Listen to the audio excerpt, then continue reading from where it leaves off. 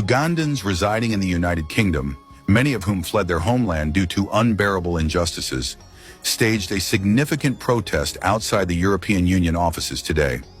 These individuals, whose voices represent millions suffering under the weight of dictatorship, carried a powerful message to the European Union officials. They called upon them to halt their financial support of Uganda's long-standing autocrat, Yoweri Kaguta Museveni, who seized power in 1986 and has since clung to it with an iron grip. The protesters that subscribed to the National Unity Platform, led by Bobi Wine, pointed to a regime that thrives on systematic oppression, rampant corruption, and unrelenting human rights abuses, perpetuated largely through funding from international donors, including the European Union. Uganda's diaspora, who have witnessed the deteriorating situation in their home country from afar, accused the European Union of being complicit in Museveni's sustained rule.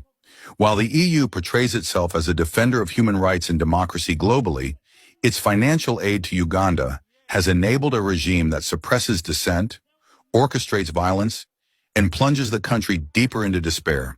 The protesters argued that the money meant for development, healthcare, and education in Uganda has been deliberately misappropriated by the Museveni regime, empowering it to buy tools of mass destruction like machine guns, tear gas vans that are used to crash dissenting voices, pay off informants, and maintain an extensive network of loyalists and lobbyists who ensure his continued grip on power. The Museveni personally reportedly spends a staggering 2.8 billion Ugandan shillings daily, all while ordinary citizens suffer from widespread poverty, unemployment, and lack of basic services. The European Union, a political and economic union consisting of 27 European countries such as France, Germany, Italy, and Spain, plays a significant role in global diplomacy and development aid.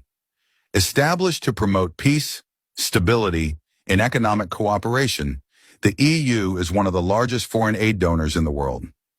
Over the years, it has provided substantial financial assistance to Uganda under Museveni regime, ostensibly to promote development and improve living standards. However, Ugandans argue that this aid has been hijacked by Museveni's government, fueling the very oppression the EU claims to oppose. Protesters carried placards exposing Museveni's numerous failings with strong messages aimed at the international community. They highlighted scandals involving millions of dollars lost to corruption under his regime. In Museveni's Uganda, corruption is not merely tolerated, but institutionalized. High-ranking officials implicated in major financial scandals are rarely punished. Instead, they are often rewarded with promotions or transferred to other lucrative positions within the government. Uganda currently loses $2.7 billion to corruption. The protesters emphasize that these funds could have been used to build hospitals, improve education, or create job opportunities for Uganda's struggling population, but instead they have been squandered to enrich a small elite close to dictator Museveni. EU, the countries in EU keep training and funding. They arm the dictator.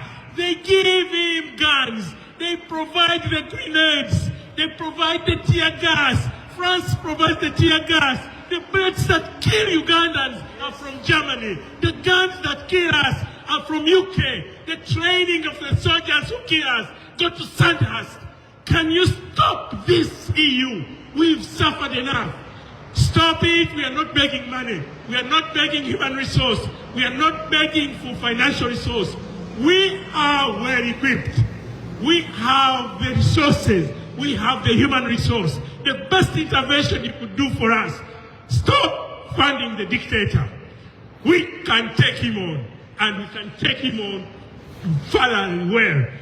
The intervention I tell you today, EU, stop arming the dictator. Stop providing the guns. Stop equipping him. Stop doing whatever you think. It doubles silly when you give money and earmark it for hospitals, only to end up with a lot of guns, only to end up our sisters and brothers being... Beyond corruption, the protesters also shed light on the massacres that have defined Museveni's rule.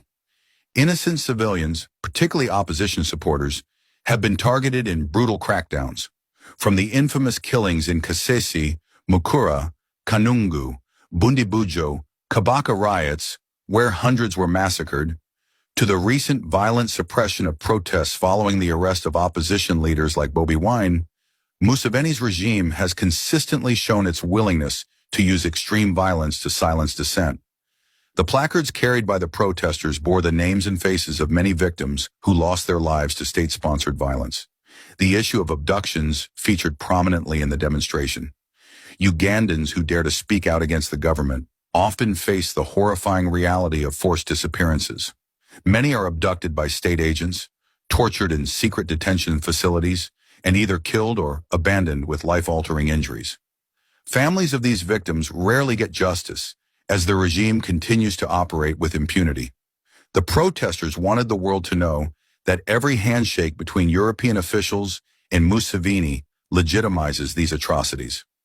One placard boldly read, "When you shake Museveni's hand, you fund abductions, massacres, and corruption in Uganda."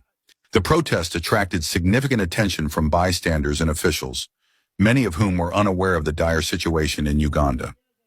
Passers-by stopped to read the placards and engage with the protesters, expressing shock and disbelief at the stories being told. The Ugandans explained with passion and determination that their fight is not only against Museveni, but also against the international complicity that sustains the Museveni regime.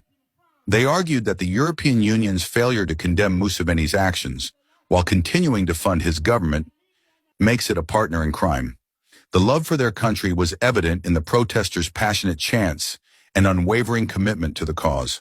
They emphasized that they had not left Uganda out of choice, but out of necessity.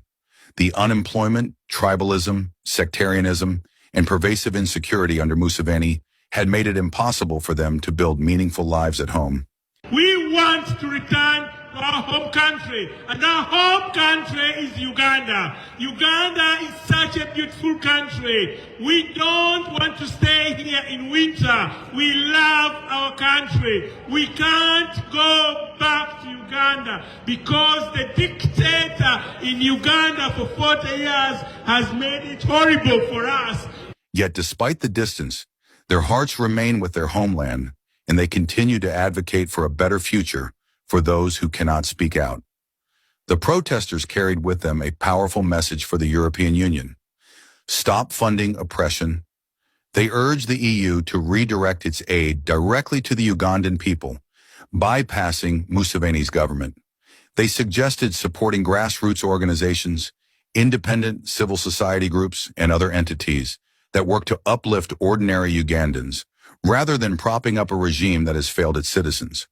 For close to 4 decades, Museveni has clung to power, using the tools of fear and coercion. His government has silenced opposition voices, manipulated elections, and turned state institutions into instruments of oppression. Yet the international community, including the European Union, has largely turned a blind eye to these abuses, choosing instead to prioritize stability over justice. The protesters made it clear that this must change.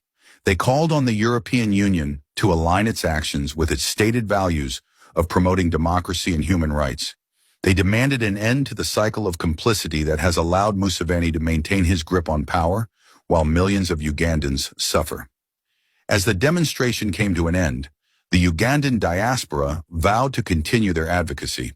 They left behind a powerful reminder of the strength of their resolve and the urgency of their message. The question now is whether the European Union will heed their calls for justice or continue to prioritize convenience over accountability. For the people of Uganda, the stakes could not be higher.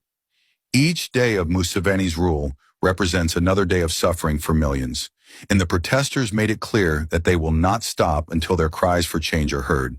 Thank you for tuning in to the JB Mwangi podcast. If you found this video informative and valuable, we'd be grateful if you'd consider subscribing to our channel. This is the official home of the JB Mwangi podcast, where we bring you crucial stories and insights from Uganda and beyond. We'd love to hear your thoughts on today's discussion. Please share your perspective in the comments section below. Your voice matters in this ongoing conversation about freedom and justice. If you believe others could benefit from this information, don't hesitate to share this video with your friends and family. By spreading awareness, you're playing a vital role in shining a light on these important issues. Thank you for your support and for being part of our community. Until next time, Stay informed, stay engaged, and have a great day.